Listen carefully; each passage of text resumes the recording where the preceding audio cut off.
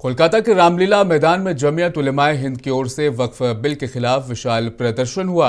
पश्चिम बंगाल जमीयत उलेमाए हिंद के अध्यक्ष सिद्दीकुल्लाह चौधरी ने इसे काला कानून करार दिया।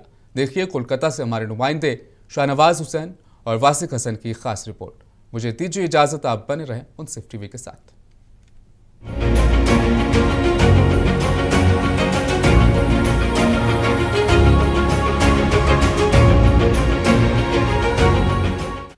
वक्फ तरमीमी बिल भारतीय राजनीति के लिए एक ऐतिहासिक मोड़ साबित हो रहा है।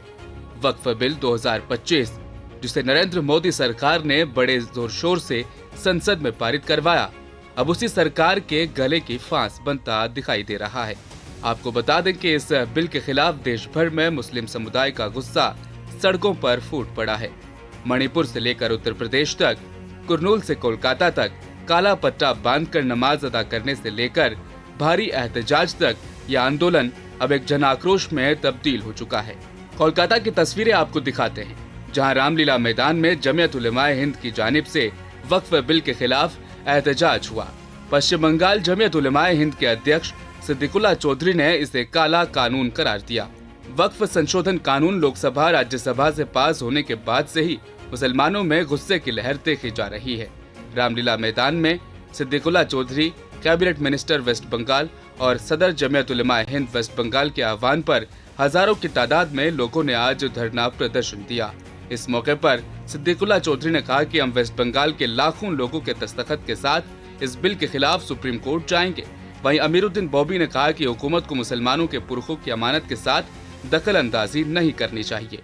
गवर्नमेंट जेहेतु रिपिल करेছে, আমরা দৃষ্টান্ত পেয়েছি কোথায় কোথায়, সে খতিয়ান আমার কাছে আছে। অতএব আগে আইনের পথে গিয়ে এক সপ্তাহ 10 দিন দেখি, সিগনেচার মোটামুটি 10 লক্ষ মতন সিগনেচার ফার্স্ট আপনার লটে আমরা পাঠাবো। এটা একেবারে আইনসম্মত কাজ। সুপ্রিম কোর্ট চলতে চলবে। বাংলার জনগণ বলতে চাইছি, আপনি সংবিধান বিরোধী সিদ্ধান্ত নিয়েছেন, বেআইনি, আমরা মানছি না, মানব না। इस्लामिक कोई भी चीज़, हम किसी ट्रस्ट, हिंदू ट्रस्ट में कभी कोई मुसलमान जुड़ता नहीं है, ना जुड़ना चाहता है। मगर मोदी गवर्नमेंट ये बिल पेश कर कर मुसलमानों के वह बिल को पास करा कर दो हिंदुओं को जोड़ने की कोशिश कर रही है, उनको बांधने की कोशिश कर रही है, उसकी इख्तियार छीनने की कोशिश कर रही है। मुसलमान, सिख, ईसाई जितने लोग हैं, ये सिर्फ आज मुसलमानों पर नहीं, कल आने वाला कल ईसाइयों भाई पर, सिख पर और भी बुद्धिस्ट पर, सब पर ये लागू करेंगे। मैं ये इस बिल के खिलाफ में जुड़ा हूं और जुड़ा रहूंगा, इसलिए कि आज के दिन में हम सब लोग मिलकर इसका आंदोलन का अपोज करना पड़ेगा, सब मिलकर काम करना पड़ेगा। जमीयत उलेमाए हिंद ने साफ कहा कि जब तक ये कानून पूरी तरह वापस नहीं लिया जाता, हमारा आंदोलन जारी रहेगा। वहीं अब सवाल उठता है कि क्या बीजेपी इस बिल के जरिए मुस्लिम समुदाय को जानबूझकर उकसा रही है, ताकि पोलराइजेशन की अपनी पुरानी रणनीति को फिर से आजमाया जा सके, या फिर ये उसकी हिंदुत्ववादी नीति का एक और कदम है जो अल्पसंख्यकों को कुचलने के लिए उठाया गया है।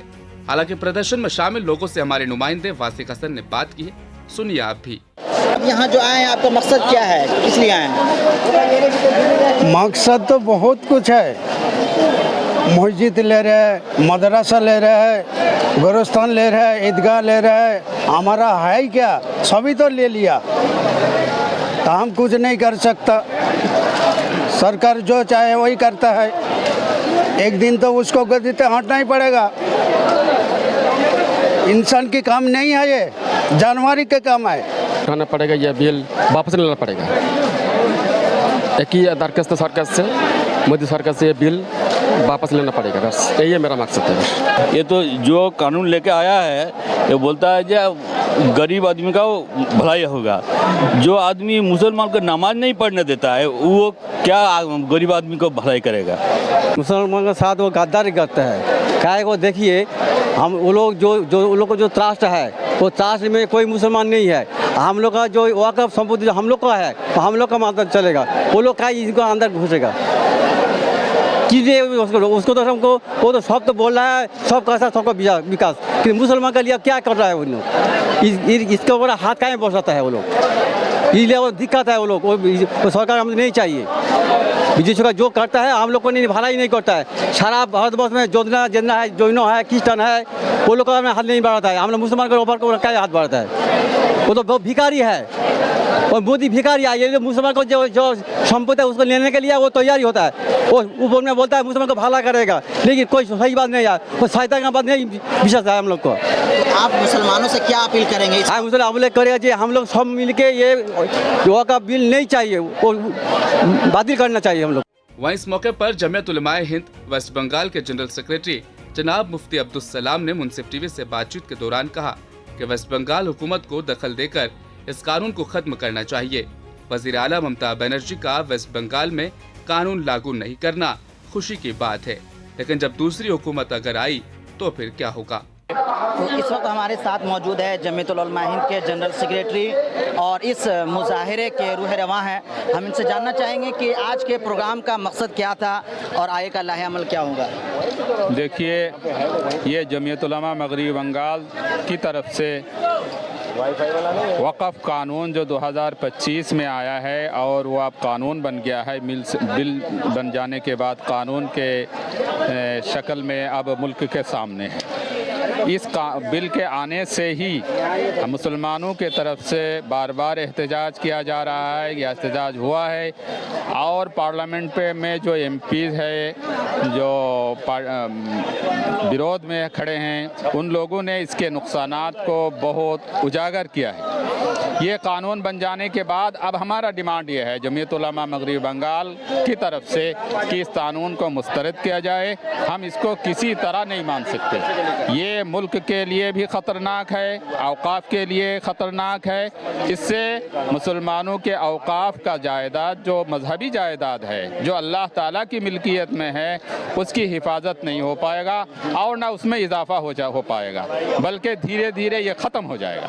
इस कानून में जितने धारा है, कोई भी एक धारा ऐसा नहीं है कि जिसमें ये बताया गया हो कि औकाफ जो बिक गया है या कोई काबिज हो गया है, उसको किसी पहलू से दोबारा वापस लाया जा सकता है। बल्कि 12 साल के बाद किसी भी वक्फ प्रॉपर्टी पर अगर कोई काबिज है तो वक्फ बोर्ड उसको तहवील में लेने में कमज़ोर हो जाएगा। ऐसा पहलू, ऐसा शिक इस कानून में रखा गया है। इसी तरह कोई नया वक्फ अगर करना चाहे तो उसमें ये रखा गया है कि वो कम से कम 5 साल तक मुसलमान है और मुसलमान को प्रैक्टिकल करता है। इसकी सर्टिफिकेट कौन देगा, किसकी तरफ से आएगा, 5 साल का गारंटी कौन देगा, कौन नमाज पढ़ना है नहीं पढ़ रहा है, ये चीज़ें बढ़ाने की ज़रूरत क्या है? क्या इस्लाम में वक़्फ़ करने के लिए ये चीज़ें हैं? क्या हमारे मज़हब में क्या होना चाहिए ये हिंदुस्तान की हुकूमत बताएगी कि ऐसा करोगे तो वो तुम्हारे मजहबी ज़मीन होगा, अगर ऐसा नहीं होगा तो मजहबी ज़मीन नहीं होगा। ये टोटली इस्लाम के विरोध में है, इस्लाम और शरीयत के विरोध में है, हमारे हिंदुस्तान के दस्तूर के विरोध में है। अगर आपके इस विरोध का, मुजाहरे का अगर असर नहीं दिखता है और वापस नहीं लिया गया, क्या स्टैंड होगा जमीयत उलमा? देखिए, जमीयत उलमा हिंद की तरफ से मुकम्मल इस कानून को जब तक मुस्तरद नहीं करता है तो हम हिंदुस्तान के अवाम को लेकर के एहतजाज जारी रखेंगे जब तक हुकूमत अपनी राय ना बदले या हुकूमत में तब्दीली ना आए। ममता बनर्जी की तरफ से बयान आता है कि हम यहाँ कानून लागू नहीं होने देंगे वक्फ बिल का, दस्तूर को, इस पर क्या आप? देखिए, ममता बनर्जी कह रही है, अच्छी बात है, उनको ये करना ही चाहिए, बल्कि उनको तमाम ताकत झोंक देना चाहिए कि मुल्क में ये कानून न रहे। आज जब तक ममता बनर्जी है उनकी जिम्मेदारी है, लेकिन मुस्लिम कम्युनिटी या मगरिबी बंगाल ममता बनर्जी जब तक है तब तक भरोसा कर सकती है, उसके बाद का क्या होगा? ये कानून डायरेक्ट चीफ मिनिस्टर से होते हुए डीएम के पास जाएगा, एडीएम के पास जाएगा, बीएलआरओ के पास जाएगा। वो क्या करेगा उसकी मर्जी की बात होगी, वो तो दिल्ली के एम्प्लॉयमेंट है डीएम।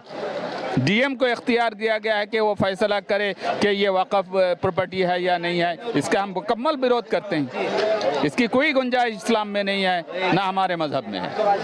जमीयत उलमाए हिंद ने अपने इरादे साफ जाहिर कर दिए हैं कि वो इस बिल की पुरजोर मुखालफत करेंगे। ब्यूरो रिपोर्ट, मुंसिफ टीवी।